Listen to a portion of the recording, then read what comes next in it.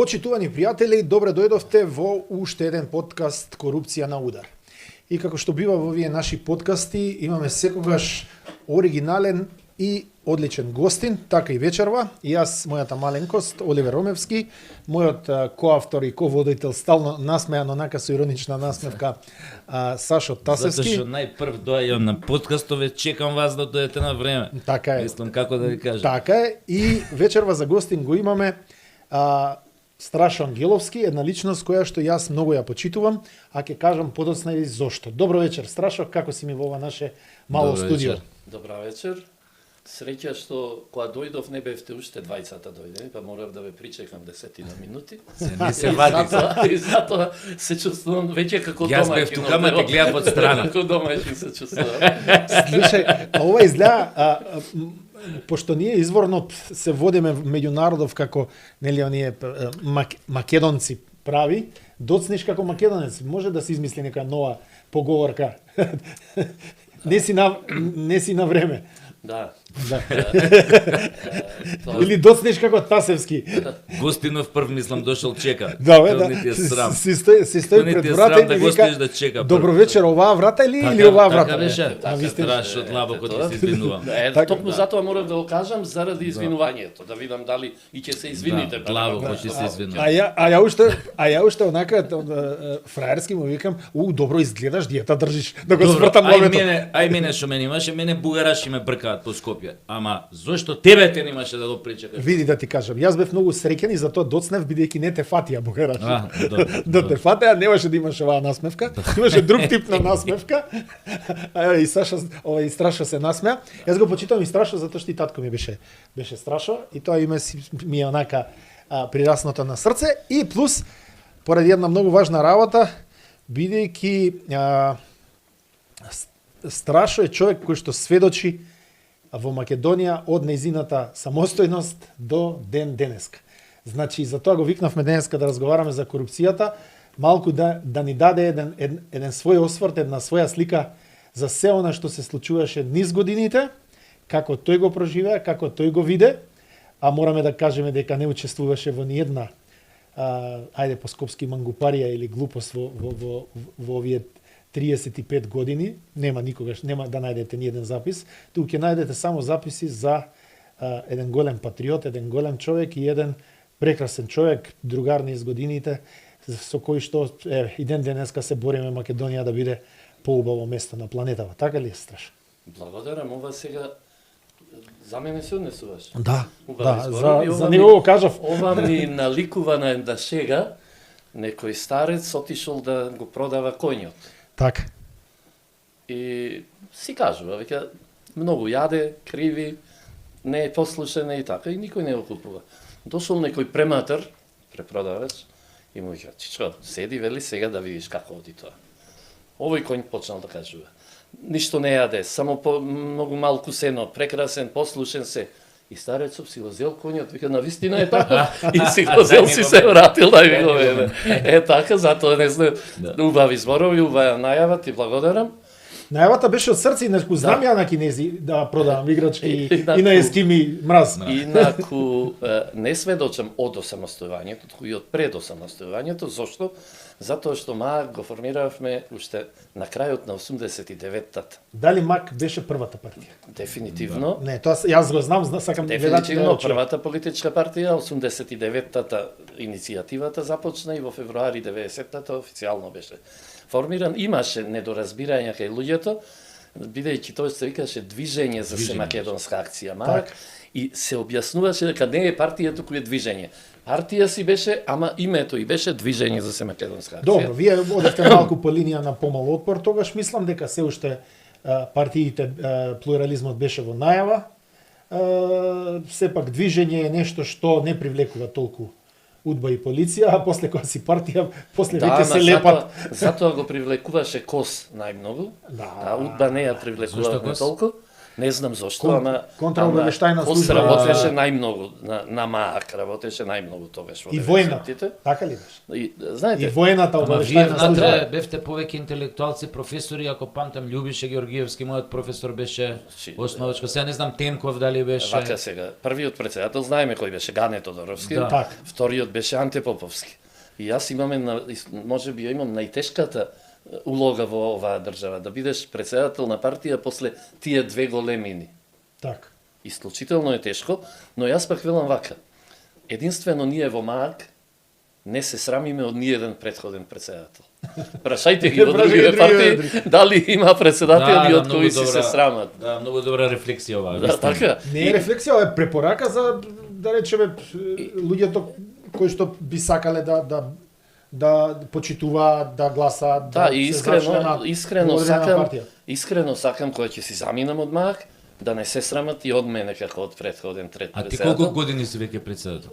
Речи си цел живот На МААК. на МААК. Од 95-тата, со една кратка пауза кога се згасна МААК и потоа повторно го реформиравме. Никогаш не сакаа да те сменат, сигурно имало обиди, појма немам, натрешни пучови. За среќа, еве, не. Толку си, извини вака што ќе те прекинам, толку си моќен или авторитарно ја водиш партијата, па нема кој да те замени? Најверојатно се однесувам човечки. И кога со луѓето се однесуваш човечки, тие те прифаќаат како свој. Јас кажувам постојано, јас само 5 години од мојот живот сум работел во некоја државна институција. Од 2012-та до 2017-та бев директор во најтешкото време на прифатниот центар за баратели на азил. Кога имавме по 1000 мигранти дневно која влегуваа во Македонија и така. И не, и се отидов да ја преземам функцијата, 20 вработени, ги собрав и им реков вака. Ако сметате дека не треба воопшто да доаѓате на работа, не доаѓајте. Ако сметате дека треба да дојдете во 10 до 12, да, договарајте се кои, заменувајте си се и се. Само едно сакам. Да ми функционира безпрекорно институција. Да ја завршите работата. Не ми требате да ми седите овде цел ден. Не сакам да ве казнувам, не сте досла. Вие определете си колку ви треба. До ден денес вработените ми се јавуваат и го почитуваат мојот однос таков кон нив. Може би е тоа тајна и на долгото биттисување на местото председател во МААК. Знаеш зашто те прашувам, малку провокативно сакам да ти пристапам. Никогаш сум те гледал милион пати на интервју. Ми се допаѓаат твоите ставови за многу работи. Твои колумни сум читал. Но знаеш што си поставам прашање, како Страшо со МААК толку години председател никогаш не излезе од некоја сенка, знаеш, секогаш остана некоја, ајде да кажем, немој да се навредиш, не ми е тоа целта, некоја маргинална партија со ограничено број на членство. Од таа позиција ме интересира како дојде до тоа и од таа ситуација, она ти го постави преска прашањето како не дојде до тоа некој да се возгордее до толку да рече чекај бе човек. Со тебе не сме мрднале повеќе од ова. Дај овој да биде или ја да бидам или кој бил, за да станеме поконкурентни, да се зголемиме, габарито да возголеми така нато. Затоа те прашам. Јас знам зашто ме прашуваш, меѓутоа МААК не е политичка партија, МААК е идеја. И МААК е поголема од сите останати во Македонија. Ние уште кога седнавме, кога ја формиравме, покрај Љубиша, Анте, Гане, тука беше еден Бранко Гапо, тука беше Петре М. Андреевски, не можем да ги донаредам сите кои беа. Целата, па да речеме, еден Блаже Ристевски беше кандидат за пратеник од МААК. Значи, не можем да ги наредам сите. И кога се формираше, кога го формиравме МААК, јас бев еден од најмладите нормално, ние рековме вака, ќе формираме политичка партија која ќе креира јавно мислење, а не политичка партија како остаток од комунизмот и нацизмот. Само во тие два системи имаме вакви масовни политички партии со комитети и комитетчиња дури и во секоја куќа, а не во секое село. Тоа се остатоци од комунизмот и нацизмот. Само таму имало такви масовни политички партии, за да и оттаму после дојдовме до корупцијата за која денеска зборуваме. Во еден таков систем може да царува корупција. во оној поинаквиот како што ние сакавме со МААК да го градиме, не ќе можеш. Како беше тоа? Види, мислам дека го разбирам јас како политиколог, го разбирам што сака да каже и има логика. Значи, апсолутно има логика, затоа што партиите генерално треба да создаваат услови кога доаѓаат на власт и да креираат политики и да ја водат државата.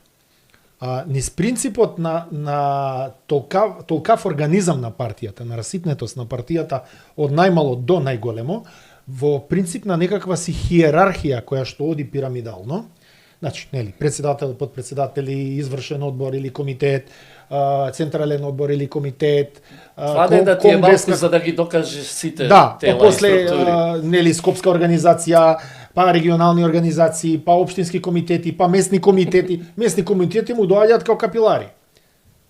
Да им разјасниме малку и на луѓево. Тоа е една поставеност која што ја политизира државата. И кога таа ќе ја дуплираш или квадруплираш, значи ако имаме две македонски и две ја партизира државата. Да, ја политизира како прв сегмент, а подосна ја партизира затоа што тој крвоток кој што оди нагоре и надоле е затворен. Нема флуктуација према надвор, према обичниот народ. Обичниот народ бара креирање на услови. На пример, создаваш услови за вработување. Не те интересира тебе вработување. Во Британија партиите не вработуваат. Вработуваат фирмите и компаниите. Значи, во Британија тие креираат политики и кога ги менуваат заради тоа што креирале погрешни политики. Имено. Јас како стручно, како професор, ако треба негде да го предавам, ја не смеам да го предавам другачие отколку вака. Он само се надоврза. И мене ми се допаѓа тој дел кога вели дека МААК, и јас така сум ја чувствувал МААК низ времето, дека МААК е партија, односно движење и кој што креира идеи. И повеќе, тоа е една голема идеја, една мисла. Би требало сите партии да се држат на некаков концепт таков. Не знам дали ме разбираш, ама можеш да потпрашаш генерално. Ќе се обидам да одговорам на она дека зошто е маргинална. Ќе кажеме после и зошто е суштински ова се и за корупцијата. Ќе кажам, знаеш, лесно е да прво МААК е единствената автентична автохтона политичка партија. Израсна од барањето на луѓето да се формира партијата.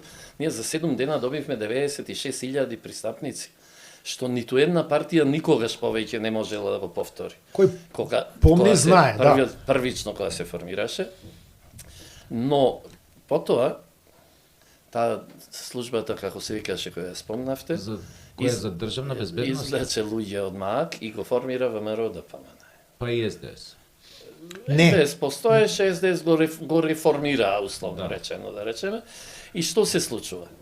Вие во левата страна на политиката во Македонија се изнедруваат од незадоволници од СДСМ, се изнедруваат политички партии.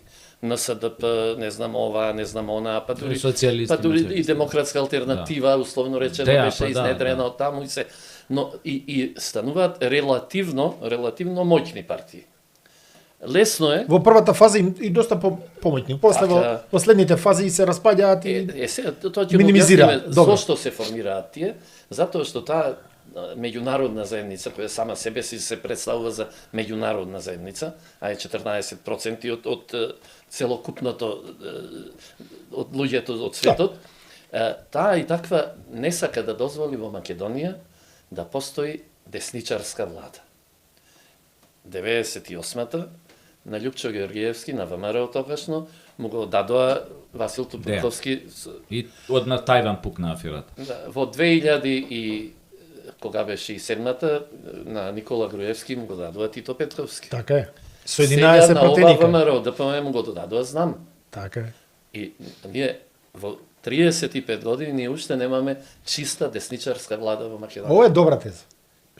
Ова е де факто така е, и секогаш има 10 до 11 пратеника, освен сега знам, ама сега знам и нема потреба од повеќе пратеници, затоа што ВМРО ДПМН има нели 58.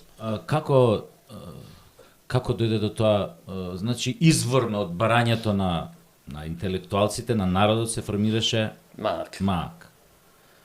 А потоа кажуваш дека токму од МААК, службата за државна безбедност, извлече луѓе за да формира ВМРО ДПМН. Така.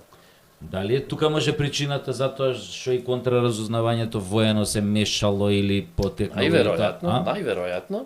И сега кога се формира ВМРО ДПМН, веќе во десниот политички простор, многу тешко оди покрај името ВМРО да бидете поуспешени, да бидете поголеми. Дури и со некаква додавка, придавка немаш да поминеш. Многу мина.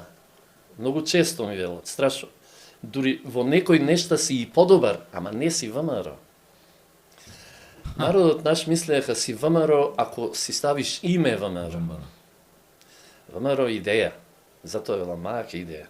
Ние сме првите кои идејата на ВМРО и на основците ја презедовме и ја отворивме во 90-тата. Ако добро се сеќавам, баш од 30 кусур години си дециден доследен на сите оние црвени линии на македонските интереси, на сите столбови на македонскиот идентитет. Така што ја не знам зашто јас по тоа прашање немам никакви дилеми во однос на тебе, дека си ти тоа. И ти кажав дека дека голем дел од тоа што го збориш, огромен дел, апсолутно се согласувам со тебе. Ама сакам и ова да те прашам, го спомна преска. Каква беше таа замисла? Декември 89-та кога се формираше МААК, што кажа дека ако се обестинеше дека немаше да имаме ваква Македонија кај што цвета корупција и ред други негативни феномени и појави. Основното е во она што ние го во манифестот на 2 август на ден Илин ден 90-тата во Свети Отец Прохорчински манастирот го поставивме во салата кај што се одржало заседанието на АСНОМ. Бевме нападнати од српската полиција и од Шешелјовците? Да. Тогаш беше тоа? Тогаш беше. Имаше И долги години потоа имаше напад. Не, ова беше најголемо. Да, бевме тогаш многу имаше македонци. Бевме можеби значи МААК организирано и плюс и други луѓе членови на други или не е битно или не членови беа дојдени и бевме нападнати, имаше доста повредени, имаше и така. И тя пак имаше шанста на безбедност. Да. И во тој манифест пишуваше дека МААК се залага за независна, самостојна, суверена, демилитаризирана и неутрална македонска држава. Затоа сеќе беше поинаку.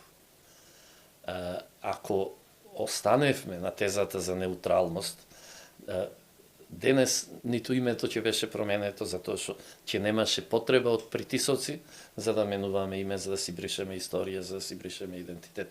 МААК неутралноста замислуваше како она што нели Швајцарија под покровителство на Обединетите нации, со гаранции Обединетите нации, да се формира една неутрална држава на Балканот, која ќе биде тампон зона за сите големодржавни аспирации од сите страни. А како го гледаше тоа во тој комплот политички, геополитички, социјален, се распаја една држава, огромна е пред распад, како го гледаш и тоа демилитаризирано во она време кога се знае дека више 91 грците и србите имаат план за поделба на Македонија. Не знам само како гледавте на тоа, добро, како беше тоа замислено демилитаризирано. Ама не значи не вооружена. И Швајцарија е вооружена. Така, значи. Аха. Добро, тоа сакав само да едноставно тоа значи не припадност на блокови и на воени сојузи. Така, во таа смисла, дури и Македонија 91 беше демилитаризирана. ЈНА си замина со целото оружје. Македонија не сакајќи стана демилитаризирана зона. И во една таква констелација размислувавме длабоко околу ова, значи пак ќе речам, националните умови на Македонија седна и размислуваа околу ова и сметавме дека Швајцарија својата неутралност ја должи на фактот што во моментот кога е прогласена неутралноста се наоѓала во срцето на светот, во центарот на светот, затоа што светот во тој момент била Европа. Така. Оној моќен свет. Сега размислувавме дека светот полека, но сигурно и економскиот, финансиски, енергетски, секако светот се сели кон исток. И дека токму Македонија може да се најде во центарот на светот. Од едната страна старата Европа, од другата страна новите сили кои доаѓаат. И јас го кажувам тоа, ја замислувавме Македонија како одаја за разговори, кај што како во неутрална, која ќе има несогласувања, конфликти, Македонија ќе биде местото каде што ќе се седне, ќе се разговара, ќе се да. И така беше замислата наша. Меѓутоа, тогаш Љупчо Георгиевски како председател на ВМРО ДПМН имаше својата кариера, почна да ја гради со антисрпски ставови и како и денес и внесуваше страв меѓу македонците од можна воена агресија од Србија и така се дојде до желбата кај многумина, да, не знаејќи што е НАТО, да влеземе и да станеме членка на НАТО. Може да го прашам, јас пак преземав тука банкава, уште едно прашање и да се преземам, навратиме на главната тема. Да, главната, ама е ова многу интересно, ако? Да.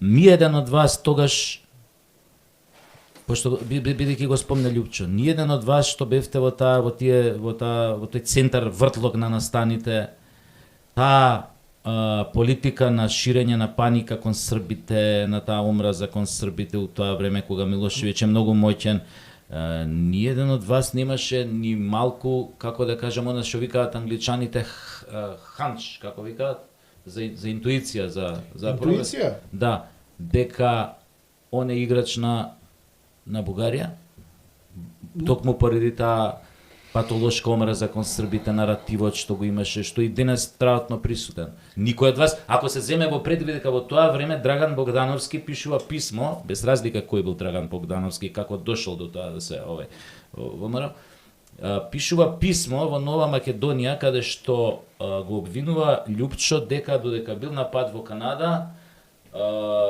бил во друштво или отишол тајно на преговори со Македонско патриотичка организација која што била пробугарашка и која што била против било каква независна суверена. Негов домаќин беше Стојче Наумов, тоа беше во Канада, Торонто.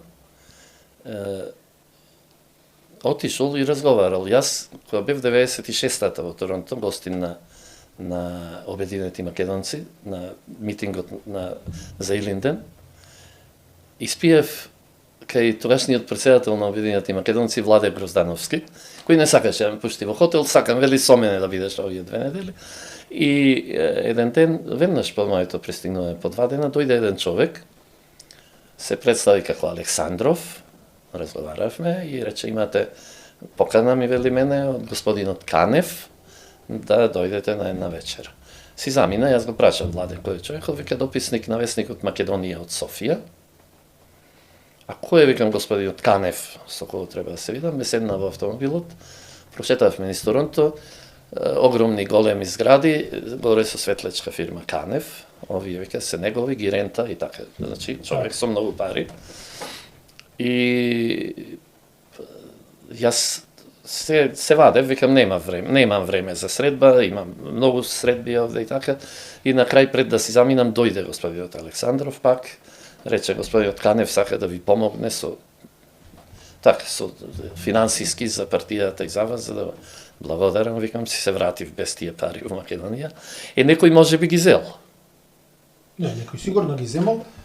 Јас мала... Не сакам за нешто, за никој, некој може би ги зел. Мала интервенција, мислам дека Страшо ќе се сложи со мене. Прашањето на Саше на место поставено, да, имаше антисрпски вокабулар, но веројатно по сугестија на тие што му биле тогаш и сега работодавци и тие што се ангажирале околу неговите активности, ако се сеќава Страшо, тој имаше и антиевропски вокабулар.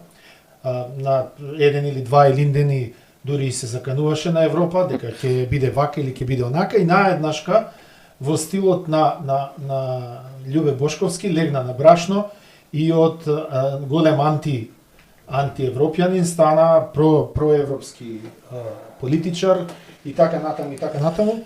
Но сметам дека Љупчо Георгиевски едноставно интересен човек од аспект на неговата гениалност за толку кратко време да направи толку многу пари. Јас слушав и некои други подкасти, овој конкретно ти што ми го пушти, со овој господин кој што Ристов, имал судски Ристов. процес, Ристевски, и таму се дознаваат многу работи кои што ја дават целосно сликата, но сега не е тема, освен како... Не мога. Ајде. Пред да тргнеш да го речеташ за корупција, морам уште две прашања, ако може кратко нека ги одговори. Стража, знаеш што, те начекав сега, Не, не може да ги поставам. Не, Ајде. Мене ми е, знаеш, Ајде. чудно дека велиш способност за брзо богатење. Ами такви има многу во Македонија, Не, да не ова се е лажеме. екстраординери. Има- Значи, има многу. неверојатен е. Има. За 2 години власт да направиш толкаво богатство. Он имаше активни... Има. Познавам јас и други. После Не е само. 2000-та се формираше нели широката влада. Колку што се сеќаваме заедно. И сега наеднашка имаме човек кој што е енормно богат, нели гради згради, ни соли памет, веќе има и свој подкаст и се снима секоја вечер. Добро, релативно микрофоните и камерите. Сега, кога сме овде, ќе Да. дека Лари Вилкерсон Добро. бил шеф на кабинетот на државниот секретар на САД или министер за надворешни работи по наше во времето 2000-та, 2001-та, 2002. Добро. И може да влезете да го најдете него, кај што изјавува вели вака. Јас вели бев присутен кога во 2001 и 2002 ги купивме и ги плативме Јенс Столтерберг, Марк Руте, Мерц, Макрон, Стармер и ги реди и така натаму и така натаму. Во контекст на она дека од антиевропеец се станува европеец. Така исто се купени и затоа ова е веќе вовет во корупцијата. Така исто Не, ова е класична корупција на се купени највисоко сите ниво. лидери. И овој сега човек вели, затоа вели денес идиоти ја водат Европа. Тие што ние ги купивме. Ајде, Сашо, ги помниш двете прашања? Сакам да, Ајде, повели. Една со друга се поврзани, затоа и го спомнав Љупчо Преска. А како ти гледаш на тоа, многу ме интересира, тешко е прашање, само на тебе и на Боби Фишер би им го поставил. Како тоа?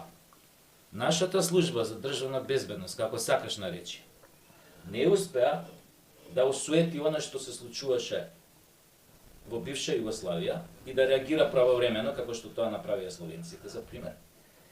Или може би нормално ги добиваш истите информации од централата, ги имаше, затоа што сепак тоа уште беше една држава, можела да ги добие. Па ги доставувала кај што треба, ама тамо никој не реагирал како што треба. И ова е поврзано со второто истото. Како е можно еден човек кој што покажувал такви индикации дека можеби, вела можеби, е индоктриниран или врбуван поточно од друга држава, од друга тајна служба, да дојде начело на политичка партија и се не само начело на политичка партија, туку после сите скандали и она што се знаело за него, зашто пишувал и Богдановски Нова Македонија, таа иста служба да дозволи истиот тој човек да стане дури прв човек во Македонија. Ако можеш да ми одговориш на ова, мислам стварно ќе ти бидам искрено благодарен. За она што го зборуваме за во време на бивша Југославија, Македонија немаше собствена служба за државна безбедност. Беше управувана од еден центар од Белград. И работеше по диктат на центарот од Белград. И затоа е можно, не само што е можно, туку е испланирано да биде сето тоа така, за да никогаш Македонија не стане сериозна, моќна, самостојна држава. Да не се лажеме. Македонија до ден денес српските служби си ја работат како што сакаат. До ден денес во Македонија си работат онака како што сакаат и за жал тој еден вид притисок само се зголемува од ден во ден. Следете ги белградските медиуми, ќе видите, се повеќе за Македонија се зборува како за Јужна Бановина, како за српска собственост. На крајот на краиштата сведоци сме дека Вучич кажа дека Српската православна црква исто делува во Србија и во Македонија. Така што ние до ден денес, за жал, барем тоа е моје мислење, би сакал многу да грешам, не научивме ништо од луѓето кои создаваа од нула држава, тоа е од евреите. Како се гради држава. И јас често го кажувам примерот, ние градевме држава, а имавме милост кон предавниците, имавме милост кон оние кои работеа против државата. Нема милост кога се прави држава. Нема човек тогаш. Тогаш има само држава. И ако е против државата, треба да биде дури и ликвидиран. Евреите 48-та, кога британците рекоа дека носеа еднаш неделно стасуваше брод со млади момчиња, 20 годишни момчиња, за да одат да се борат. Тоа се беа синови на банкари, на трговци, не беа сиромашни. Одеа од цел свет за да се борат, за да ја создаваат државата Израел. И има еднонеделна обука и влегуваа на фронт и се бореа. Дента, кога Британија најави дека го напушта Ерусалим и дека вечерта во чии раце ќе биде останува негов, стасува еден брод со околу 700 млади 20 годишни момчиња. Им даваат пушки в раце и одат директно на Ерусалим. И сите до еден загинале. И не е страшно што загинале. Страшно е што повеќе од половина од нив загинале со закочени пушки. Не знаеле ни пушките да ги откочат. Ама влегле да се борат за да создадат држава. Така некако се создава држава. И второ, ние сите држави кои произлегуваат по ранешната Југославија, својата национална интелигенција ја вградија во темелите на државата. Ние, изфрлајќи го маак, ја изфрливме националната интелигенција и вградивме, ја не сакам никого да навредам, ама ќе се сетите на првиот состав на парламентот, луѓе кои преку ВМРО ДПМН станаа пратеници, кои беа со скудно или со мало образование и така. И затоа темелите денеска на нашата држава уште се меки и затоа уште се, кога не си ја вградуваш националната интелигенција во темелот, не очекувај дека од тука натаму, ние, мала беше нашата националната интелигенција. Низ вековите наназад, сите се обидувале да ја уништат интелигенцијата. И сега ние сакаме да признаеме или не.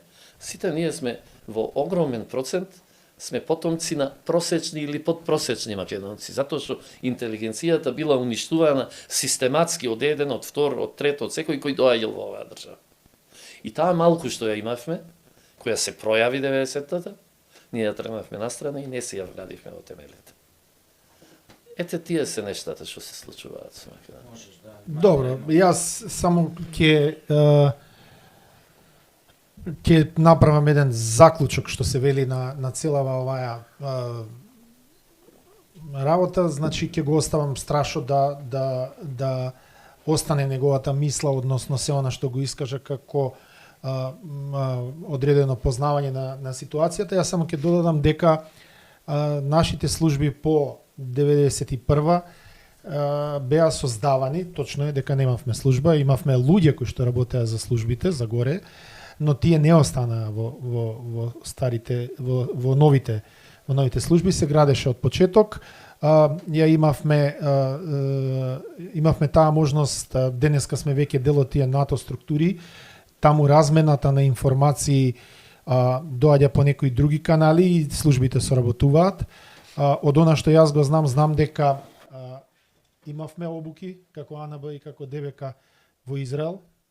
Значи токму се работеше на таа тема, но ние имаме некои други суштински проблеми овдека кои што понекогаш дозволуваат да нашите служби бидат пробиени, но со тек на време, со создавањето на посилна македонска држава, најверојатно дека и тие ќе се доформираат и ќе се креираат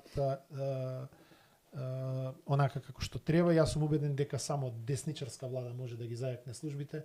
Левичарската влада е многу поводлива кон странски влијани и не може. Спорете ме ако грешам, мислам дека Страшо е првиот политичар што толку очигледно, толку директно кажа дека реченица дека државата престанува кога ќе престане да ги убива своите непријатели и продавници. Мислам, ако не се лажам, дека ти си првиот единствениот политичар кој што го има тоа вака кажано на овој начин. Види, он Страшо ја кажа само формата која што е во политичките науки. Дека секоја држава на секој е непријател. Значи дека така почнува добар ден. Секоја држава на секој е непријател. Сите знаеме дека е тоа така, само што кај нас тоа никогаш не стана пракса, можеби да станеше ќе имавме сега држава. Јас затоа го разбирам. Добро.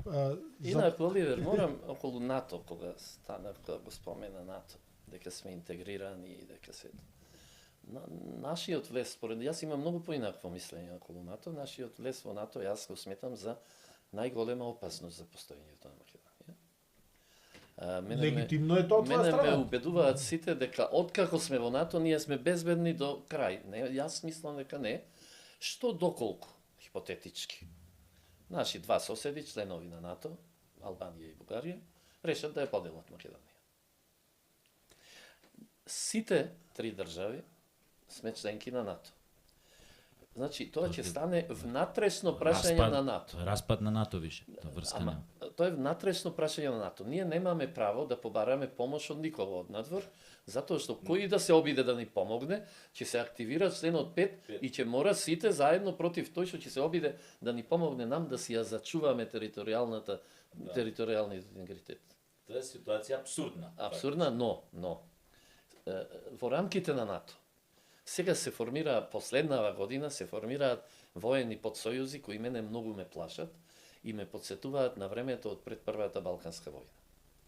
Прво се формира воениот сојуз Хрватска, Албанија, Косово. Добро, тоа малце го демантира, дека не е баш воен сојуз, дека е начин Сојуз на за војна соработка. соработка. Добро, така. Потоа и Бугарија и Романија пројавија интерес да се придружат кон ваквиот начин на соработка. Многу скоро после тоа, Србија и Унгарија исто подпишаа договор за војна соработка. Подпишавме и ние со Америка. Само уште малку. Во ред. Подпишаа договор за соработка Израел, Грција и грчкиот дел на Кипар. На кој договор пројавија интерес да се придружат Србија и Унгарија. Ако Хрватска, Албанија, Косово со евентуално придружување на Бугарија и Романија е исток-западоската, тогаш Израел, Грција, грчкиот дел на Кипар, Србија и Унгарија е оската север-југ. Се сечат токму овде во Македонија. Мислам дека го толкуваме малку погрешно, но нема да навлагам во објаснувања. Доколку се случи таква ситуација, тоа е некој врв на врвовите на доаѓање до конфликт. Не знам што би можело да предизвика таков конфликт во рамките на НАТО. Значи, вака, борба за територија, мислам дека тоа веќе исклучена. Последен таков сојуз воен формираа се како одговор на Израел, Грција и Кипар, а заради интересите во источниот Медитеран, Пакистан, Саудиска Арабија и Турција. И го нарекоа сите, тој го нарекоа исламско НАТО. Значи, се враќаме во времето од пред Првата Балканска војна. И јас, за мене, терминот Блиски Исток, да речеме, тоа е Југозападна Азија. Европските колонизатори, откако го дадоа тој термин, дури на англосаксонците го викаат Middle East, ние го викаме Блиски Исток. Дури откако го дадоа тој термин, од тој момент до денес, таму нема мир, постојано има војни. Се плашам дека и нам ни дадоа еден таков термин, Западен Балкан. Зашто Европската Унија е целосно дефакторизирана. ЕУ веќе не седи околу масата. ЕУ е ставена на менито на масата меѓу големите светски сили. И Европската Унија, за да повторно стане фактор, може да стане фактор и да одлучува, само доколку има војна во незиното соседство, а тоа е Западен Балкан. Мислам дека војната на Западен Балкан С краја да е, не сакам... Ќе ја заврши онаа Европа каква што имаат замислено. Напротив, јас сметам дека во моментов се одвива процес на омеѓување. Тоа омеѓување ќе заврши со делот со креирање на некаков си мир, со отстапување на дел од територија на Русија, Украина, овој дел од Европа ќе се омеѓи со Европа под американско влијание, но за тоа потоа ќе разговараме, многу теми отворивме. Ајде да се вратиме на главното. Корупцијата. Ајде. Од 91-а сите ликови, освен неколку, меѓу кои си и ти, имаат некаков допир со корупцијата. Што се случи да, еве ти како ќе го користиме оној прв збор сведочење, а тоа е добро, сведочиш долги години тука на македонската политичка сцена и во ова општество, што се случи со Македонија да има толку многу корупција и веќе не е начин на живот, ова е начин на опстанок. Ако не се случи нешто со таа корупција, ние дефинитивно, ја мислам дека нема да не затвори војна и некој сосед, ние сами ќе си ставиме клуч на вратата и ќе влеземе во анархија и хаос. Како дојде до... Кој го почна ова? Да не го кажам на вториот дел од Дејан Дуковски. Да. Јас имам малку интересно мислење околу сето ова, околу корупцијата. Да го чуеме. Прво, сметам дека корупцијата е начин на владење на либералните елити. Односно на тој неокомунизам, на либералните елити кои сакаат да завладеат со светот. Начин за да го завладеат светот им е корупцијата. И Македонија имаше една голема несреќа, меѓу другото, покрај ова што не ги ставивме од темелите интелектуалната елита и се друго, имавме една голема несреќа. Што во времето на осамостојувањето започна и процесот на завладување на либералните елити со Европа и со светот и наметнување на нивните правила и на нивните морални норми. И ние бевме принудени во македонското општество да ги вметнуваме и во уставот, и во законите, и во начинот на живење, нормите на тој и таков либерализам кој Трамп сега го забранува. Со воук идеологијата, со ЛГБТ идеологијата. Те разбираме со господинот прекрасен Сорош. Значи, ние во исто време, додека создававме држава, се пуштаа и пипците на таа неолиберална, на тој неолиберален аждер, кој се обиде да го владее целиот свет. И корупцијата не е корупцијата наша привилегија во Македонија, да не се лажеме. Корупцијата е начин на владење. Вие гледате, за корупција е обвинет председателот, поранешен, на најмоќната држава во светот, Џо Бајден. За корупција е обвинета господјата Урсула фон дер Лајен. Така. Една од најмоćните луѓе, ако не и најмоćна во Европската Унија. Могерини исто. Могерини, Хан е обвинет за корупција, продавал имоти на Европската Унија и така натаму. Значи, и тоа сега, еден центар ги корумпира нив сите, за да потоа бидат послушни. Тој синџир на корупција се пренесува, се пониско, пониско и пониско. Се пренесува во останатите држави. И јас искрено сметам дека, да речеме, американските амбасадори во Македонија, секој кој како ќе дојде, прво вели вака, ќе започнеме борба против корупцијата во Македонија. Според мене тоа знаете што значи? Тоа значи дека во лаптопот кој го остави мојот претходник, имам податоци за сите вас, со какви коруптивни сделки сте работеле, и ќе внимавате, и ќе ме слушате, ќе бидете послушни. Така се воспоставува власт преку корупцијата. И сега, откако вие на ниво на држава, на централно ниво, ќе поставите корумпирана власт, таа власт мора да корумпира се под себе, за да не биде урната. Ако под нејзе останат чисти структури, тие чисти структури еден ден ќе станат и ќе урнат таа корумпирана власт. Так. И затоа сега таа во еден синџир до последниот човек се обидува да го искорумпира, за да мирно си владее и така како во бајките си живееле среќно до крајот на животот. Значи, тоа е систем на владење со државите и со светот. И дури има еден британски автор, има книга за економски убици, и тој пишува за како функционира тоа сето, како ги корумпираат владетелите, како нели и тие се обврзуваат да работат и доколку вика не исполнат нешто, не пуштаат нас како економски убици да ја уништат државата која не ги исполнуваат. Ќе успееме ли, еве, се надоврзувам на тој момент, го спомна председателот Трамп.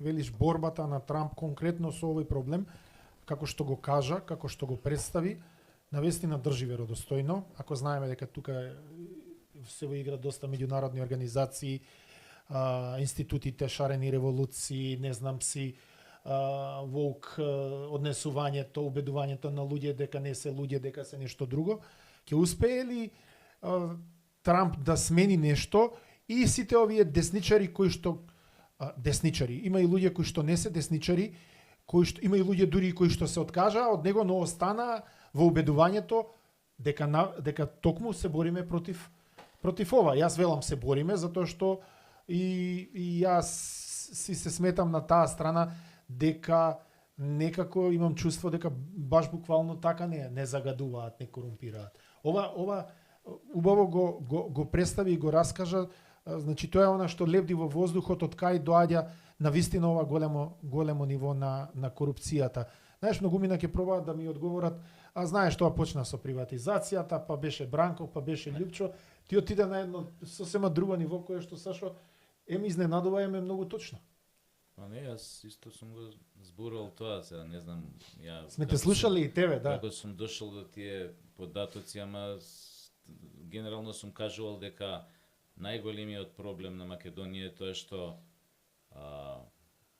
има, како сакате кажете, а некои центри на моќ од страна кои што свесно одбираат индивидуи што можат лесно да ги држат за некоја работа од нивното тело, и не само тоа, туку и тие индивидуи, тие поединци се предодредени како со булдожер да ги ставаат на позициите кај што сето тоа е скриено за кулисата на демократија, на некој си слобода на избор и така натаму и така натаму. И мислам дека состојбата у која што се наоѓа Македонија, и не само Македонија, сите околни држави и сите држави кои што се осамостоија по падот на Берлинскиот зид, влегуваат во категоријата на нешто што уште Линдон Ларуш го збореше на времето во своите книги, дека по падот на Берлинскиот зид целта е во Средна Европа, на Балканот, да се создадат мали зоолошки градини во кои што луѓето ќе живеат на ниво на примати, кои што ќе се касаат меѓу себе како бесни кучиња. Тоа е поент. И сега, ова е првиот дел, значи на условите за корупцијата да цвета. Вториот дел е тоа што ние како човештво, а и ние како македонска нација, излеговме од духовноста. Таа нација која ја губи духовноста, таа нација нема да постои многу скоро. И се прво ќе пропаѓаат малите нации кои се излезени од духовноста, а поголемите подоцна. Што сакам да кажам? Еден француски социолог Емил Диркем вели дека постои една состојба на аномија. Состојба на аномија е кога се суспендираат или се неефикасни општествените норми и општествените вредности, и во една таква ситуација доаѓа до дезорганизација и дестабилизација на општеството, но и до конфузија во моралната свест на поединецот. Така. Што може да доведе дури и до деликвентни однесувања, а корупцијата е еден вид деликвентно однесување. И сега ние заради недостаток на духовност создадовме 3 класи во Македонија. Првата класа е класата на алчни хедонисти. Хедонизмот е убава работа во она благородна форма, кога сакаш да изедеш едно парче убаво месо или да испиеш чаша убаво вино. Ама алчниот хедонизам, да имаш 10 джипа, да имаш 5 стана, да имаш јахта, да имаш да дојдеш не знам, ова или она, тој таков хедонизам, луѓето во Македонија сватија дека најлесно можат да си го реализираат преку занимавање со политика. Влегуваат во политика и така се создава владеачката класа, класата на алчни хедонисти. И нив ги има во сите партии. Потоа се тука средната класа или класата на конформисти. Тоа се оние кои ќе ги видите до лидерот секојаш сликани вака, кои секојаш го поддржуваат, ним им е доволно да имаат еден или два убави станови, еден убав джип, да можат да чекаат 3 часа секој викенд за да отидат нели кај нашиот јужен сосед, да имаат еден убав зимски, еден убав летен одмор и да уживаат во тој свој конформизам. Таа е средната класа. А тешко на тој народ, на таа нација, кај што средната класа е конформистот. Тој никогаш, средната класа е таа која ги менува состојбите. Да. Конформистот никогаш нема ги мени. И третата, или владеана класа, се лојалистите. Тоа се луѓе лојални на партијата, а не на патријата на државата. Така. И тие, ако лидерот на спротивната партија ја крене оваа чаша вака, тие веднаш ќе речат, еве го предавник ваков таков. Ако нивниот лидер ја крене истата чаша исто така, еве го херојот и спасителот. Сакам да речам, тие и таквите пак сега се темелот за да конформистите и хедонистите може да си владеат со државата. Така некако се создава тој синџир за да дојдеме до ситуација корупцијата, јас велам една дрога, чие скратено име е ККНП. Ни се тркала по улиците и ни ја уништува државата. Криминал, корупција, непотизам и партизација. Тие се 4 зла кои ја уништуваат оваа држава и заради кои младите си заминуваат одовде. И може би младите луѓе, криминалот и корупцијата не ги чувствуваат толку на свој грб, затоа што нели тоа се големи нешта со кои не се судираат во животот, не го гледаат. Да, може да поминат и покрај нив. Ама непотизмот и партизацијата ги гледаат постојано и секаде. Тоа не сакаат, не можат да го издржат и затоа заминуваат одовде. И сега ќе ми дозволите, ама ќе ви кажам, јас минатата година донесовме како партија една предлог стратегија за насочување на македонската нација во духовност. Што значи 51 точка има? Меѓу другото, враќање кон верата. Зборувам за нација. Так. Значи не зборувам за македонски народ, туку зборувам за На нација. македонската нација. Затоа што составен дел на македонската нација се и нашите сограѓани од албанско етничко потрекло, српско, турско, се едно, какво? И доколку ние зборуваме за враќање во духовноста само на македонскиот народ, и ако успееме да го вратиме во духовноста, и ако успееме тој и таков духовен човек, оти кај духовниот човек нема алчен хедонизам, нема шанса за криминал, нема шанса за корупција, духовниот човек на поинаку го живее животот. И затоа велам, треба сите делови на нацијата да ги вратиме во духовноста, за да бидеме равноправни. Инаку, ако македонскиот народ го вратиме и тој стане со поинакви односи, со поинакви морални норми, а останативе останат на ниво на криминал и корупција, тогаш ќе им биде многу полесно да владеат со држава и да ја уништуваат. Значи, ни треба целосно насочување во духовноста и таму некаде, значи, јас велам, ние мораме да го вратиме во образованието, да ја вратиме воспитната компонента. Кога ние учевме, тоа се викаше воспитно-образовен процес. Така. Денес се вика образовен процес. Ние мораме да ја вратиме воспитната компонента во образованието. Во Јапонија, во првите 3 години, само ги воспитуваат децата. Не учат ни 1+1 колку е. Само ги воспитуваат. И не знам дали гледавте на светското првенство сега во фудбал во Америка, кога јапонските навивачи по завршување на утакмицата зедоа кесите за ѓубре и го собраа целото ѓубре од стадионот. Тоа се должи на воспитувањето. Значи, мораме да тргнеме со воспитен процес во нашиот воспитно брат. Мораме да се вратиме на верата, мораме да се вратиме на традицијата. Ние таму велиме вака. Тешко на една нација, кај што лебот и млекото патуваат од град кон село, а не од село во град. Ние денес имаме во селата, луѓето седат пред кооперации и чекаат леп и млеко со комбето да им стасаат. Нема идни на таквата нација, ниту таквата држава. Ние велиме дека мора да и се вратиме на уметноста на духот, а не на уметноста на телото. Ние се повеќе имаме перформанси на голи замници на сцените кои се представуваат како уметност. Мораме да и се вратиме на уметноста на умот, на уметноста на духот. И уште односот на младите кон возрастните, односот на сосед кон сосед, односот кон екологијата, не е однос кон екологија да размислуваме глобално за глобалната. Нашите баби знаете како размислуваат. Откако ќе го сметеа дворот, потоа го метеа и делот пред нивниот двор, делот од улицата.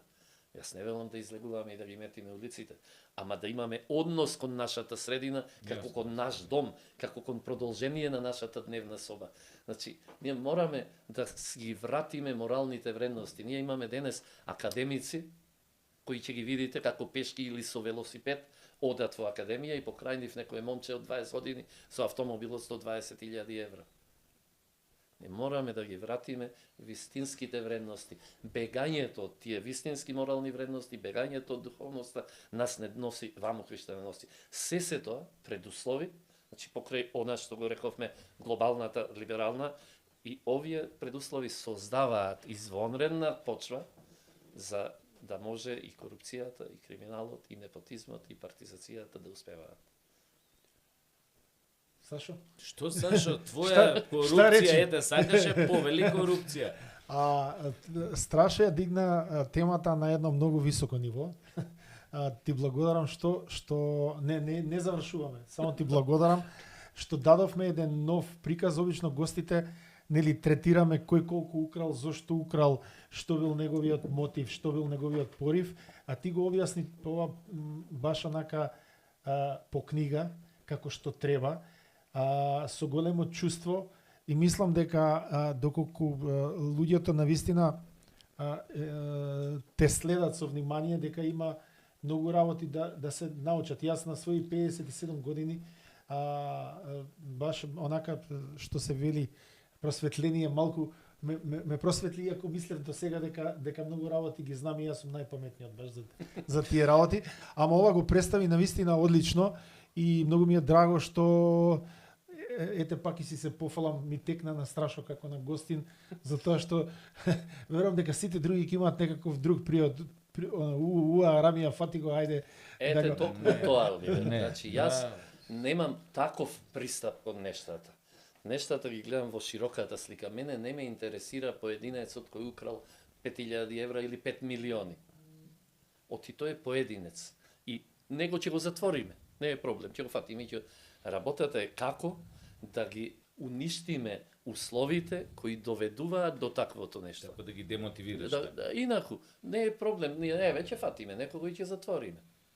И јас затоа и мене, оние кои ме следат и ги читаат колумните, јас не говорам на дневни теми, на дневно политички, мене не ме интересира дневната политика.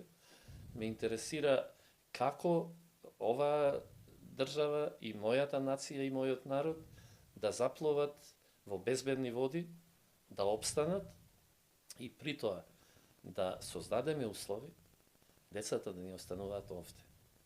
Јас сум страшно загрижен. Но нашите деца ја напуштаат татковината. Но децата од сите балкански држави ги напуштаат татковините. Тоа е уште една од тие големите планови на либералните елити.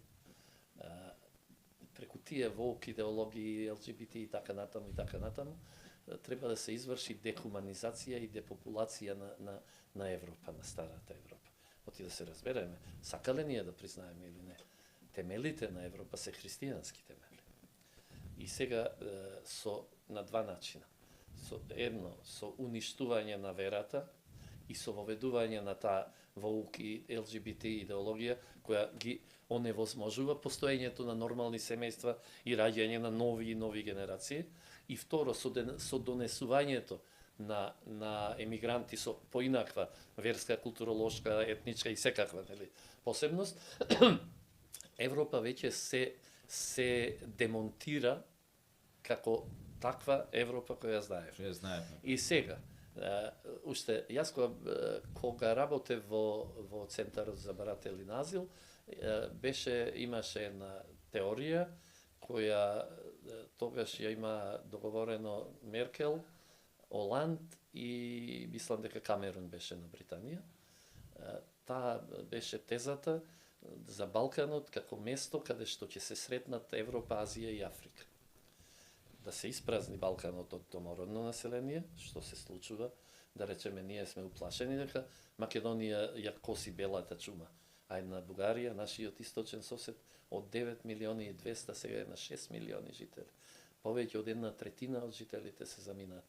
Така што целиот Балкан се празни и на местото на домородното, наше христијанско православно население, треба да дојдат, еве, гледаме. На Франција и не знам кои други земји кај што огромен процент од населението официјално не е ни родено во тие држави. Тоа исто така показател на еден страватен демографски пат. Кога ќе го вклучиш тука и економскиот и политичкиот пат и секаков друг, сваќаш дека таа унија конкретно на што го збореше преска е, како рече ти, дека се наоѓа како го кажа точно зборот, дека е стратно загрозен на незиниот опстанок, ако така те разбира. Види, европските држави и ЕУ се, за жал, демографски и економски мртовец во моментов. И второ, мора да знаат луѓето дека ваквата Европска унија е главен непријател на европските држави. Значи, најголем непријател на суверените европски држави е Европската унија. Затоа што се додека постојат моќни суверени држави, европската бирократија не може да владее со Европа. И Европската унија сака да ги уништи европските држави, за да завладее од еден центар од Брисел. И таа е најголем непријател на суверените европски држави. Тоа страшно, но некои држави сепак и влегоа, нели влезот во Европска унија под разбира и да отстапиш поголем дел од твојата од твојот суверенитет, сувереност и така натаму. Но факт е дека некои држави сепак темелот им остана национален, матрицата им остана национална. Тоа Унгарија, Полска. Да, не знам како ти гледаш еве на тоа, Словачка. зошто остана тоа така, да кажеме. Дали можеби има кај нив некој вид на како се вика тоа на гард, дека утре може тој проект наречен ЕУ ќе пропадне, они тие ќе имаат на што да се вратат, ама што остана со другите? Па еве имаме пример да речеме. Прво јас постојано Хрватска ја давам за пример. Хрватска во крвави војни својата сувереност и независност ја доби во 90-тите години, за да после само 30 години целиот свој суверенитет го предаде во други раце. Најпрво, со влезот во ЕУ, ја го предаде националниот, државниот суверенитет. Со влезот во НАТО, воениот суверенитет, и последно, кога куната ја фрлија и го уведо еврото, и монетарниот суверенитет. И кога вам некој друг ви ги печати, нема среќа во тоа кога некој друг ви ги печати вашите. Во последно време многу печатат. Многу печатат, онолку колку што им треба. Да. Јас мислам дека е можно во Европа многу скоро да се создаде една нова држава, а тоа би била Прусија. Тоест Германија да се подели. Секогаш имаш вакви тези што се оригинални и радикални. Што мене ми се допаѓа, баш ме интересира што ќе кажеш на ова. Ама гледате што се случува во Германија. Источна Германија е целосно за АФД, за алтернативата за Германија. 46% што е огромен број. Сега на 6 ќе имаме избори не за сојузна влада, туку за владите. Ми е многу тешка да го искажам името, слушаш некако се вика. Не е битно кај што. Веќе дефинитивно АФД може да се случи и без коалиција и самостојно да формира влада. И веќе во администрацијата на Мерц размислуваат како да дојдат до уставни измени за да се одземат ингеренциите на тие влади на сојузните држави во Германија. Што ќе рече ако Одма им работи тоа мозокот за измова. Како се викаше тој што успеа да го тргнат австрискиот председател пред години и години што беше радикален и што беше како ликвидира во сообраќајна како се викаше Јерг Хајдер. Јерг Хајдер, да. Така е. Тоа беше класичен. Зар може тоа да се случи сега ако се случи промени? Ако АФД си победи во таа сојузна држава, тоа е на истокот на Германија, и ако сојузната влада им ги одземе ингеренциите, јас мислам дека ќе дојде до немири и до можно отцепување. Затоа што се радикални АФД. Не се радикални, се нормални. Се нормални уствари, се нормални. Но, ај сега мора малце. Тоа е Сашо, тоа е наратив на радикалната левица, така, знам, наратив дека сите кои не размислуваат како нив се радикални. Така, апсолутно си во право. Тоа се уствари многу нормално. Него ај сега малце нема врска секунда, малце на шала свати го прашање. Како страшно збориш цело време, не знам, бела чумато, иселување, па ЛГБТ, хомосексуалци, тоа нели нема продолжување на врстата, нема. Од друга страна имаме АФД, десничарска малце така ајде па наводници ќе кажеме екстремно, чија што една од водечките луѓе таму е лесбека. Што правиме се? Старите римјани рекле de gustibus non est disputaban. Да, не се се За вкусови. Па сега 40 години у политика нема да се извади. Абе ќе се извади како не. Си има извадени од потешки ситуации, да. Така што види, ама ние па многу ги гледаме работите црно-бело. Па еве и Вучич води одредена политика, да кажеме која што се граничи со не знам десничарска, па има премиерка што му беше Брнабич. Да. Ти мене објасни ми, ќе се задржиме секунда, но исто има врска со корупција. Можеш ти да го поврзеш ова со? Ама се е со корупција поврзано. Спомна ова за хомосексуалци, нели невозможност да се продолжи видот, нели човечкиот род и така натаму. Што е де факто биолошки факт е тоа и така натаму. Ја ќе да прашам вака, што мислиш, која е причината за она, дури е пострашно тоа, со што младиве и не толку млади, веќе што се влезени у сериозни години, 30, 32, 33, се помалку имаат некој си рефлекс за ете тоа биолошко продолжување на За видот. деца, за брак. А се уона, нали, смисла се Тоа е нормално. поврзано и со Видата е во нас. Да. Во кого? мојата генерација, во тие генерации. Зошто вие сте имале, еве, твојата генерација, малце постарите, барем сте ни биле повозрасните, татко ми, мајка ми и тие, барем вие сте ни биле пример за традиционален брак, тогаш имало помалце разводи, се живеело убаво, сме растеле со родителите, сега веќе не е така. Ние, Ама го објасни од духовноста, старите традицијата, обичај. Ма да, него... Јас ова го споредив со евреите, кога Мојсей подолго не се симнал од планината во немало, и тие се загрижиле и почнале да бараат нов бог на кого ќе му веруваат. Брат му на Мојсей Арон им рекол: дајте ги сите прстени и обетки, ги стопил, го стопил златото и го создал златното До теле, на кое од тогаш почнале да му се поклонуваат. Ние, овие генерации, успеавме да ги уништиме сите идеали на македонскиот народ, во кои веруваше и со кои живееш. И преку кои полека дојде да си ја создаде, да ја формира со првата собствена, суверена и самостојна држава. Ние им ги уништивме идеалите на нашите деца. Нашите деца веќе немаат идеали. Идеалите им се како да дојдат до повеќе пари, да купат поскап автомобил, поскап часовник, Златното теле. мобилен, и се поклонуваат на тие туѓи, так, сето На е тоа мамона. поврзано на мамон. И пак е сето поврзано, значи со влезот на тие либерални, радикално левичарски вредности, се уништија идеалите. Не беше идеал на македонскиот народ. Јас сега ги слушам, идеали биле стремежи, биле влез во ЕУ и во НАТО. Не се тоа идеали. Знаете, ајде прашајте ги курдите дали им е идеал да влезат во некоја организација воен. Не, Не, да идеал им е направат да држава. добијат држава. Да. 40 милиони луѓе немаат Немаат држава. 40 Тоа е милиони идеал. народ. И јас пред 2 години ме поканија на прославата, сега малку морам и јас да се насмеам. Ако На пофали се. поканата на Илинден во Крушево на Мечкин камен и бев таму. И се беше убаво додека настапуваше танец, так, нели? И се требаше да почне тој официјалниот дел и онма се растрча и го поставија македонското и знамето на НАТО на бината. И јас станав и викнав, зами чујат сите, конечно се остварија идеалите на илинденците. Знамето на НАТО слободно се вее. Леле, страшно. И како ова најдена, како фотека и тие што те слушна? Ама Тие што- тие од контра биле НАТО. И јас керот бил НАТО. Леле, колку добро духовито си го кажало. Стремежи да се развее знамето на НАТО. Слободно да се слободно вее. да се вее. А овие претходниве што владеа 7 години како вика? Македонија, Северна Македонија во 93-та вака и вака.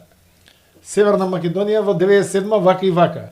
Знаеш, Оливер, јас цело Уназад го тераа. зборувам,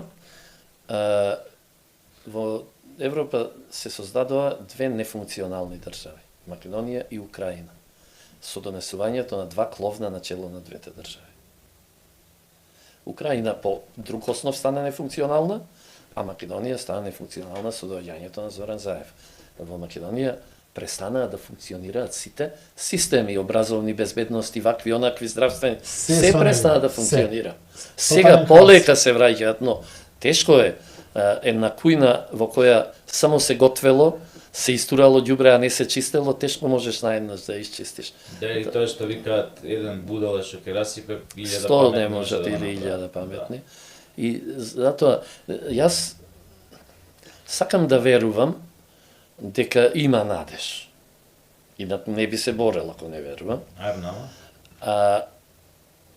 Го знам и патот. Значи, мораме да си ја вратиме нацијата во духовноста. Да си ги вратиме луѓето на вистинските вредности. Ако не ги вратиме, не може да обстанеме. Едноставно, ќе не проголта аждерот наречен корупција, аждерот наречен Добро, како ќе ги криминал. вратиш? Ајде сега малце ме влечеш за език. Ајде, ова е супер, звучи општо супер, одлично звучи. Значи, мораме да почнеме. Како Прво ги со, вратиш? еве, со воспитувањето. Второ, со промените во културата. Трето, со промените во земјоделието.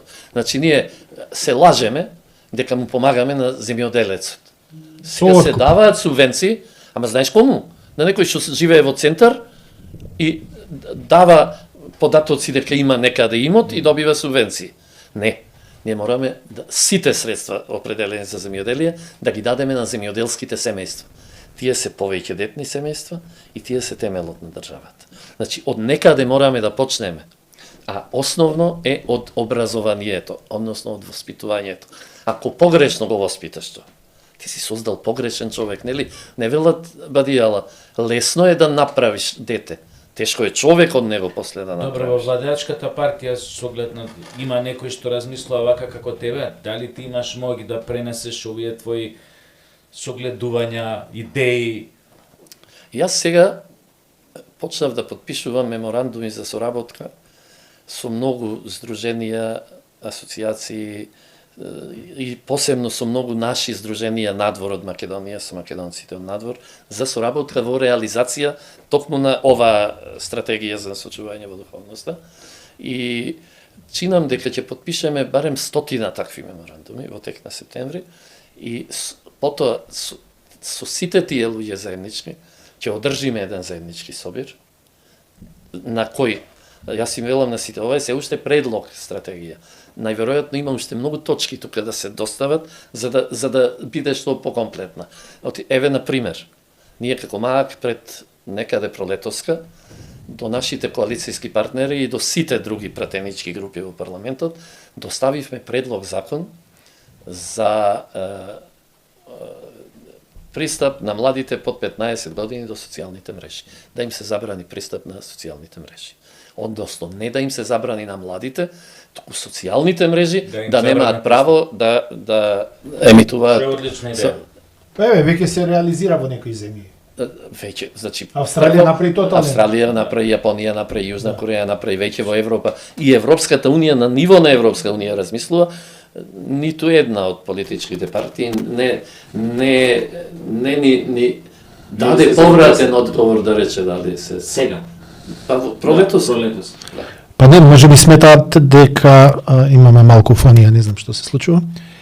Може би сметаат дека едноставно ќе ги градат лојалистите од таму. Што ги објасни? Сакам да речам, почнуваме да работиме на нештата. Сега ќе поднесеме закон, да речеме, за регулирање на еден сегмент од македонското општество кој единствен не е регулиран, а тоа се невладините организации. Да. Подготвена веќе и ќе го поднесеме исто до сите политички партии како предлог закон. Дали е во ред, се убаво што го спомнав, тоа има и може и врска со корупција апсолутно. Дали е во ред тоа ако сум точен ќе ми потврдиш, ако не ќе ме. И ако не си точен? Да. Аха. Не е точно, да. Добра. Дали е точно тоа дека многу невладини организации до негде им се знаат поддржувачите, сапортери, што се ова, што субвенција, а од негде има, како да ги кажам, тие тајни донатори. Бареш потврдено ова? Или го знаеш и самиот? Па не прашувам Како би кога донирале? е така. Како би донирале тајно? Не им се знае, за некој не им се знае. Ама не како? Името. Како е? Па не знам, затоа прашувам. Даваш завршна сметка и како ќе донира некој кај тебе тајно? Како ќе се појават пари на сметка тајно? тајно? Не знам, затоа прашувам. Еве јас го прашувам. Јас кога на времето кога бев во некој на емисија некаде со некој тамо од тие невладините ЛГБТ, со некоја тамо, јас кога им копав по тоа, по сметките за минатата, за предминатата година, значи официјални податоци стои 350.000 евра годишно им стигнале од тамо и тамо и тамо и од не го знам точниот збор, донатори кои што се тај, мислам, не може тајна. Непознати донатори. Види, на Тие се сметка влезени на ама не се знае. ама не можеш да уплатиш, не може да уплати некој. Нема да ти даде банката, значи Најверојатно може. А инаку, знаете, тие се викаат невладини организации, а работат строго со владини пари. Така е. не, и со пари од странски донатори. Значи, Што не знаеш кој се прима. многу често знаеш. вели Добро, да речеме донација од владата на кралството Норвешка. Да, постои проектот си има име, презиме, трајност. Не може да се нарекуваш невладина организација ако користиш владини пари. Дали е то Тоа е твојата регулирано влада со- или не е регулирано. со законот за невладини. И сега се креира нов. Не е регулирано, затоа ние поднесуваме сега предлог закон. Второ, јас дури бев зачуден кога кај генералниот секретар на владата беа на гости невладините организации за да се договорат за буџетот на невладините кој владата на Република Македонија ќе им го додели. Многу логично прашаш како Не, со не, знамето не, на не, НАТО не, во не, Крушево. не. Ти си многу логичен. Значи, владата на Република Какви си ти Македонија невладини? не доделува буџет и не доделува средства. Владата на Република Македонија низ одредени министерства распишува конкурси или огласи на кои што тие невладини организации се Учествуваат јавуваат со проекти и добиваат и средства. со одредена комисија добиваат средства. Истото се случува и со амбасада. Не, морам да ви појаснам, за да не биде. Проблемот е во следното, што некои невладини организации добиваат огромни средства од одредени да не наречеме Фондови, амбасади, него меѓународни организации кои што се огромни средства. Од Значи, кој се една зборува- организација Трамп ја затвори. USA. USAID. Да, ја затвори. Дали му беше тоа паметен потез, вистински потез, времето ќе покаже.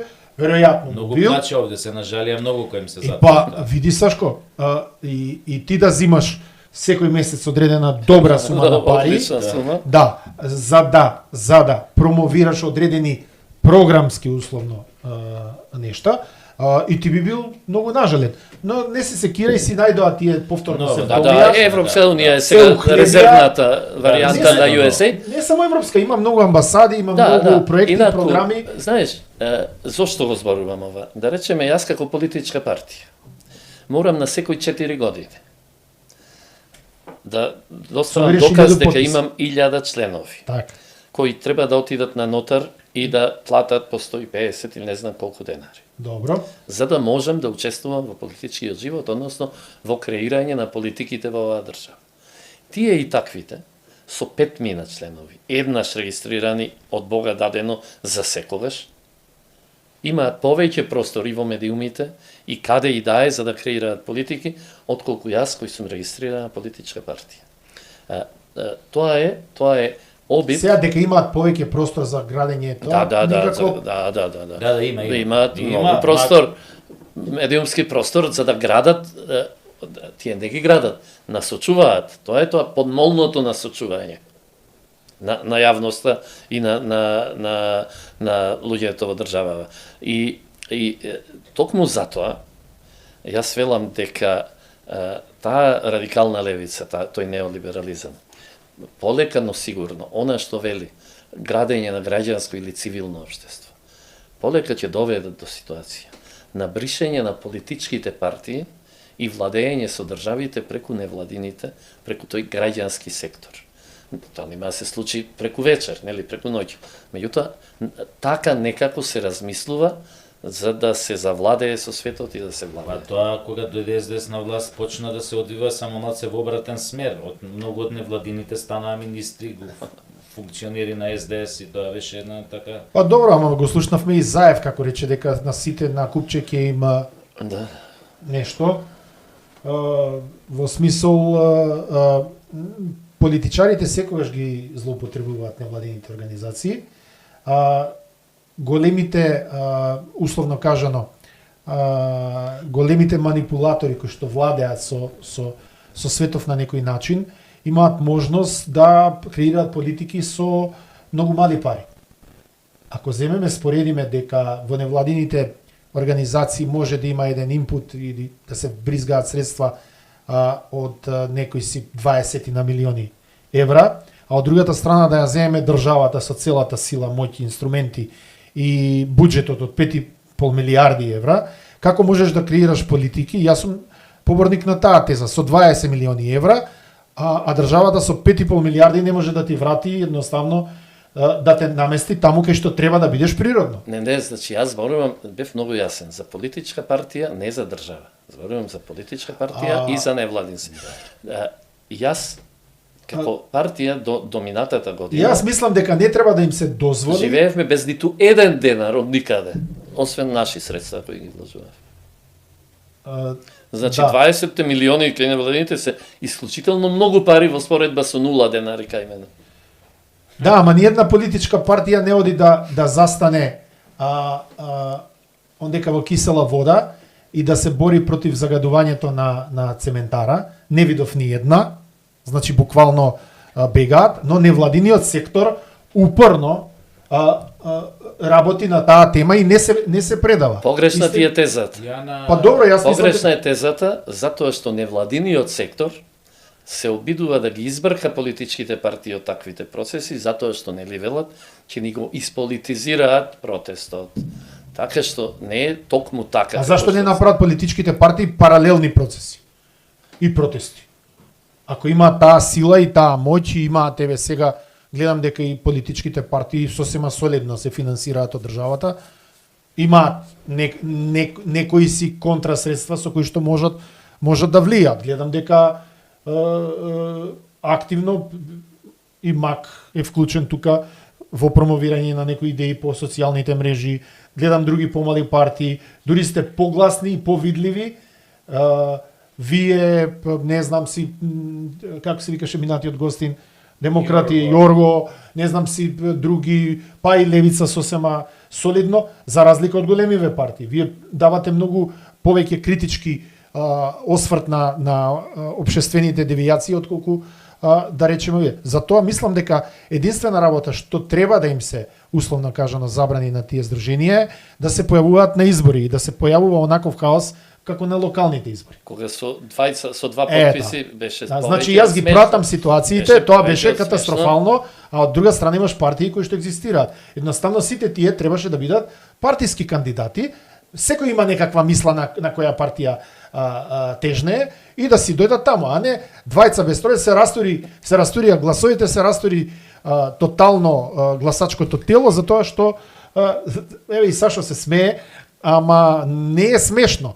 Сега добро, тоа е малку и инструмент на раздели па владе од страна на одредени други структури, ама мислам дека за тоа повеќе треба да невладиниот сектор е таков каков што е, но може да се менува на подобар. Тоа е моје мислење. Може ли за крај нешто? Сакаш да кажеш нешто повели? Значи, знаеш каде е проблемот? Што ваквиот невладен сектор е идеолошка творба на радикалната левица. Не е... Тоа држи вода. Јас сум го почувствувал на своја кожа. Тоа држи вода. Значи, еве отворен сум, значи до сега бранев, сега ти велам да во право си. И затоа не смееме да дозволиме само едно, а туѓо надворешно влијание преку таквите невладини организации. Зошто да речеме не се финансира од тие исти надворешни кругови? Карикирам сега. Едно здружение Аманет 1903 кое се залага за традиционалните вредности во Македонија. Туку се финансираат само оние поинаквите вредности со кои традиционалните треба да бидат уништени. Тоа се идеолошки творби и затоа реков и тие такви идеолошки творби потоа ги подмолно го насочуваат граѓанинот на Република Македонија и влијаат врз создавање на свеста кај овој народ, што па потоа се одразува на изборите. Сашо, ти имаше нешто финално? Да, за крајот го изморивме човеков, затоа се смеам, пресне се. Јаготка на шлагот. Ќе има ли предвремени избори? Не знам и не ме интересира. Нема да учествуваш? Мислам, МАК нема да учествува? Не, ќе учествува, но се едно ми е дали ќе има или не. Ќе ви кажам зошто. МАК е единствената, ќе повторам, партија во коалицијата, владеачка, која е дел од коалицијата, а не е дел од власта. Со ниту еден свој човек. Ниту во првиот, ниту во 15-тиот ешалон. Значи со ниту еден. И сега донесовме тоа е чија одлука, ваша? На коалицијата? Сега донесовме, не, најверојатно дека немаме кадри кои би заслужиле да се најдат некаде. Немате кадри. Добро, иронично го кажам. Си предпоставувам. И сега ќе дефинитивно ќе се позиционираме така како што треба. Ќе излезете од коалиција? Не. Добро, извини. Ќе останеме посветени на коалицијата и на се добро што таа работи. Но ќе бидеме внатрешен коректив внатре во коалицијата, која ќе укажува на грешките и пропустите на секој поединец или институција која работи погрешно во државата. Значи вие ќе видите За да помогнеме да коалицијата да даде подобри резултати. Значи, нема да критикуваме политичка партија, туку ќе критикуваме поединец или институција која ќе работи Принципијално. погрешно. Ако во меѓувреме, извини Сашо, памти го прашам. Ако во меѓувреме се случи некаква понуда, да речеме коалицијата едноставно заборавила на вас, сепак е тоа голема машинерија и искочи дека, не знам, вашиот таму подпредседател или некој е стварно квалитетен човек, има можност, дали ако се понуди нешто, дали ќе прифатите? Ова ми личи на оние Па не, добро, јас сега од невладин сектор буцкам. Што вика седнав, читав и ми текна утредента дека сум бугарин, така и може на коалицијата и текне дека постои мак. Не, ама може и вас да ви текне. Они читале и се, абе од мак ќе земе човеков и вие да речете, не, ние се заколнавме, не прифаќаме функционери. Малку на шега го тераме, но јас имам принципијално две правила во животот. Едното правило е никогаш не си создави повеќе непријатели отколку што мора да ги имаш. А второто е никогаш не ја затварај вратата до крај. Така што, иако никогаш нема да речеме не, вратата не се затвара никогаш, посебно меѓу коалицијски партнери. Сега, колку за ваша информација, МАК е единствената политичка партија, која или настапувала сама, или во коалиција со ВМРО ДПМН. Сите други биле и во едната и во другата коалиција. Уште еден куриозитет како за она што немате од кого да се срамите од бившите председатели на партија. Значи, сте издржале 35 години да не шетате лево десно, сте си останале доследни на тоа што Па можеби и затоа не можеме Не ви даваат. и не смееме да имаме, затоа што замислете си, јас сум многу отворен и на локалните избори, зборував на средбите со граѓаните. Внимавајте, велам, кога ќе гласате имавме самостојни листи. Настапивме со самостојни листи за советници.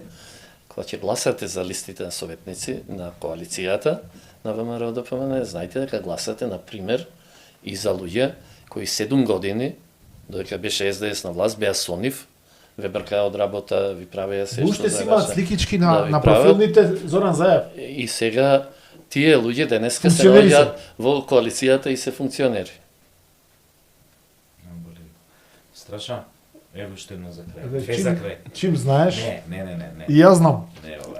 Не, ако добри ти можеш. Кажи ми, ќе издржи ли оваа коалиција, оваа власт да не подклекне пред сите ултиматуми и уцени на Европската унија и Бугарија? Баш токму поради тоа што ти си тој кој што гласно зборува дека остане уште последниот трет столб кој што го штити идентитетот на македонскиот народ. Дека другите два се сериозно, ајде, да не кажам уништени, него бајги расклимани. Нели го кажуваме зошто е тоа, заради тројството кој го има. Да, затоа ти го прашам прашање. Дали ќе издржуваме, мене многу ме интересира, верувам дека и народот го интересира. Ако издржиме да ја сочуваме, пак ќе речам Македонската православна црква, имаме обврска да ја сочуваме. Првично таа самата себе си, а ние како верници да ја сочуваме, затоа што е последниот столб, откако ни направија држава со друго име и нација со друго име, само Македонската православна црква ни остана врска со нашето многувековно постоење. И ако и нејзен ја избрешат, ние ќе станеме, како што сакаше така наречениот Вселенски патриарх Вартоломеј, да се викаме православна црква на Северна Македонија или црквата од Охрид. Ако и тоа се случи, ние од тој момент ќе бидеме нов политичко правен меѓународен субјект. И како таков, да, ќе обстанеме, ама како нов субјект кој ќе нема ништо заедничко со она, не е од 41-та, како што сака некој, туку од 2018-та. Ќе бидеме нов субјект кој започнува со живот од 2018. А како гледаш ти тогаш на ова трчање околу кокошарникот петало додека не брка со уцените, ултиматумите? Јас си на тоа мислам, дали сметаш дека нашата власт, дека вие коалиција со власта, дека ќе успеете да одолеете на тие уцени? Имам, знаејќи го Христијан Мицковски, онолку колку што го знам, и ставовите негови, имам голема верба дека ќе издржи во она што зборува.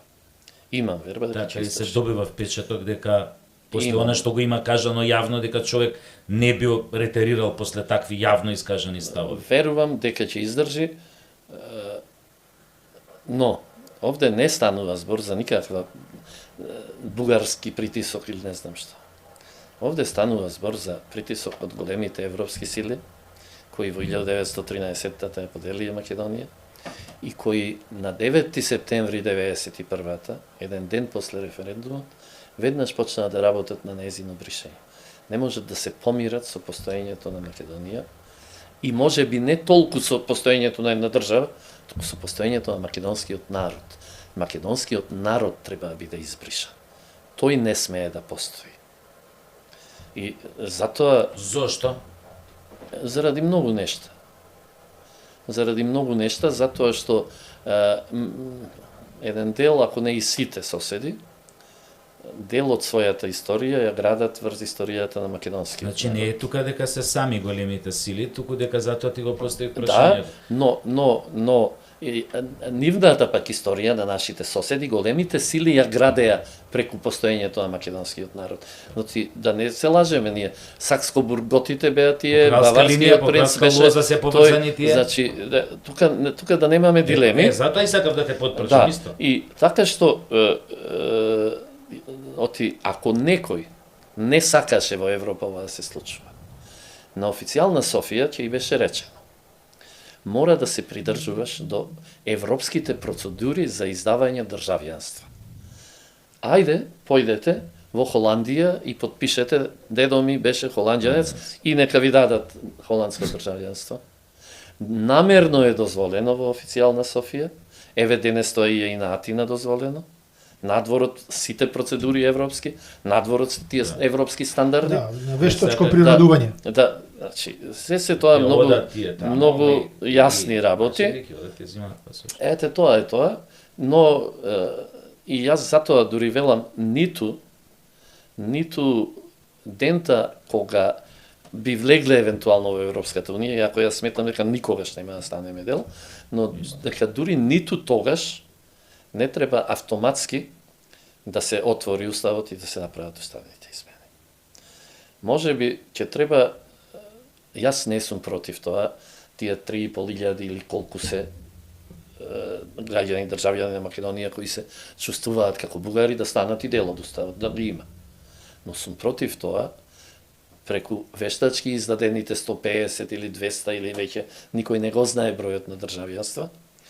После отварањето на уставот да започне тој процес на бугаризација на македонското општество. Значи тоа што го кажуваме сите 3500, не се 3500 македонски граѓани што се изјаснуваат како бугари, туку тоа е просто кажано стапица. А зошто влегуваме во нарацијата на бугарите сега сите заедно? Сега Како што влеговме во нарацијата со Фиром.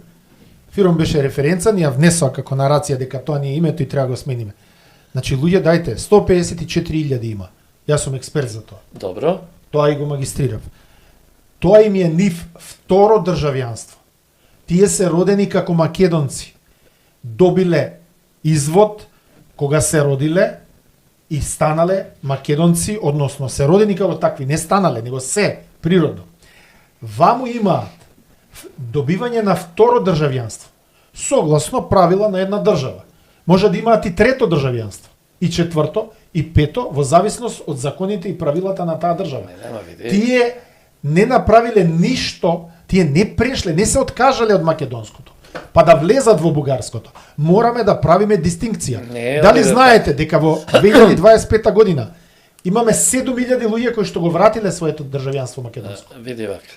Грото од Германија. Токму пошто Германија не дозволуваше двојни државјанства. Токму затоа зборувам. И како Бугарија ќе си земе за право извини да каже овие се мои граѓани, не тие не се твои граѓани. 55.000 се на бандера у Ќустендил со адреса. Тие се граѓани кои што имаат двојно државјанство. Крај. Не е така. Не е така. Така е по закон. Не. Затоа што австралиското државјанство за да го добиеш, не пишуваш, не се согласуваш да кажеш дека дедоти, прадедоти и татко ти се бугари. Со тој подпис ти веќе го кажуваш твоето потекло, а дека си зел и второ државјанство, тоа е веќе сосема друго. Ама тоа е Тебе страшно. те тера Така, да они ги потпишеш направиле дека намерно. имаш бугарско Болгарски происход. Па намерно, тоа велам дека го прават намерно, за да утре може со таквите луѓе да говорат како за вистински Ама имаш бугари. ти Нема оригинален тука. и оригинерен македонски происход. Првиот извод што е постар од болгарскиот происход. Што е постаро? Постаро е дедо ти е постар. Како дедо? А ти велиш дедо ми беше бугарин, Дедо- потпишуваш, Ама, како? дедо ми е Па не за- си ти постар од дедо ти. Ама за дедо ми е за дедо ми. Ама ако Ама- дедо ти и татко ти биле бугари, Ти што што си си? ти? А Случајно роден во Македонија, Шеф бугарин на роден. луѓе, ја кршите Татко, повелбата на бугарин, Обединетите нации. Јас сум тоа што сум. Не, Јас сум види сега, она што ама сум. така и јас знам дека е така. Меѓутоа, Значи, тие бугарски дедо ми. државјанства, Оливер, Мојот дедо е сосема нешто друго. тие државјанства ќе бидат искористени. Тие и за- сега се искористуваат. Тоа ми е зборотина, Ја се друго 2014 е. напишав книга и докажав дека ќе ги бараат како. Знаеш ли зашто сакаат да ги искористат?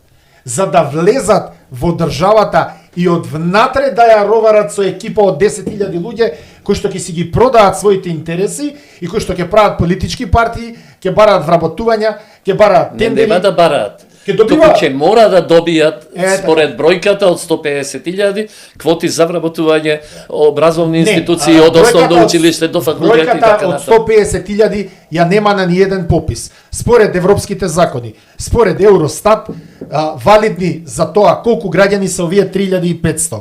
Значи, на пописот има 3.500 граѓани, толку се припадници. Ако решат другите да се пријават како бугари, тоа ќе разговараме на следниот попис. На овој попис се 3.500. Во наредните 7, 8, 10 години колку ќе се прави пописот, тие правила важат. Овие имаат само двојно државјанство. Не им влегувајте во нарацијата на бугарите. Многу пари фрлија, цел ден се расправаат со тебе, цел ден се расправаат со сите. Значи, тоа е организиран атак, тоа е организирана акција. И ако им влеземе во нивниот наратив, како што Заев ни не намести, Фиром вика, името го сменивме, сега сме Норд Маседонија. Фиром беше референца која што не поминала на втора комисија, бидејќи имало Грк во Њујорк на Обединетите нации и не убедија дека ни е тоа. Значи, дајте луѓе стручни што ги имаме, не тие стручните се повлекуваат како професор Антони Десковски. Ваму победи на суд, кога дојде жена му министарка, он друго збори. Ја не ги разбирам. И мојот професор Стево Пендаровски, кај кој магистрирав, едно збореше, кога стана председател, друго збори. Тоа се гулави превртачи. Абе, не знам дали се превртачи, како ја не се превртев, како ти не се превртев. Во Србија имаше еден учесник на парламентарните Значи, на вистина се возбудувам. Прелетачевич. Така се викаше, вистина, прелетачи. Така беше на вистина, на Ние наши не се Ташњаревиќ, ама кога се отишле Прелетачевич Србија. има. Да, имаш. Ао, мајко. Значи, Ајде, прекивно е, се го изморивме човек. го изморивме, денеска еве го и рекордот, имавме околу 80 кои што не пратеа во истиот момент. Тука може да прекинуваме.